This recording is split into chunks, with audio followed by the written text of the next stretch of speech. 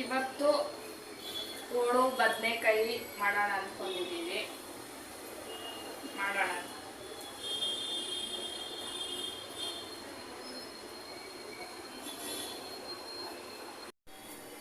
ಬದನೆಕಾಯಿ ಮಾಡ್ತಾ ಇದ್ದೀವಿ. ಕಟ್ ಮಾಡ್ಕೋಣ.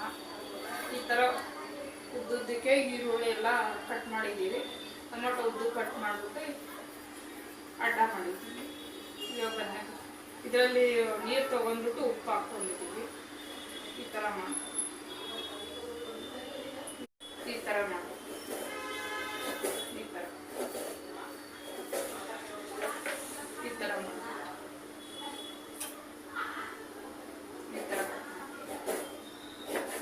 ಆಗಿದೆ. ಎಲ್ಲ ಹಚ್ಕೊಂಡಿದ್ದೀವಿ. ಎಲ್ಲನೂ ಆಗಿದೆ.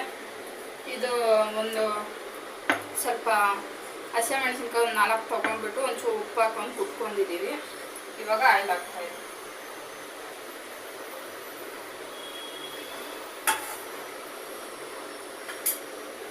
ಇಷ್ಟು ಆಯಿಲ್ ಆದರೆ ಸಾಕು. ಇವಾಗ ಟೊಮೊಟೊ ಹಾಕ್ತಾ ಇದ್ದೀವಿ. ಈರುಳ್ಳಿ ಎಲ್ಲ ಚೆನ್ನಾಗಿ ಫ್ರೈ ಆಗಿದೆ. ಸ್ವಲ್ಪ ರೆಡ್ ಥರ ಹಾಕಬೇಕು. ಟೊಮೊಟೊ ಆಮೇಲೆ ಇದೂ ಮೆಣಸಿನ್ಕಾಯಿ ಕುಟ್ಟಿ ಇಟ್ಕೊಂಡಿದ್ದೀವಲ್ಲ ಹಾಕ್ಬಿಡ್ತೀವಿ ಫ್ರೈ.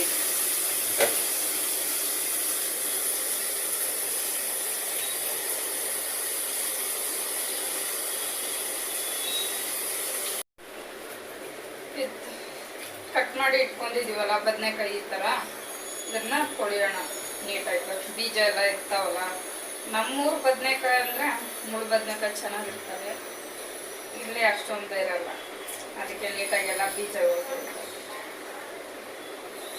ಇವಾಗ ಇದೆಲ್ಲ ಫ್ರೈ ಆಗಿದೆ. ಟೊಮೊಟೊ ಈರುಳ್ಳೆಲ್ಲ ಈ ಥರ ಫ್ರೈ ಆಗಿದೆ. ಇವಾಗ ಬದನೆಕಾಯಿ ಎಲ್ಲ ಈ ಥರ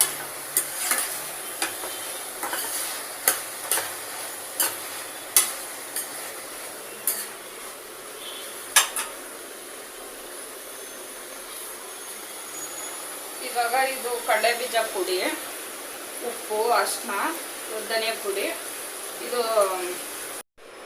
ಇದು ರೆಡಿಯಾಗಿದೆ. ಹೋಳು ಬದನೆಕಾಯಿ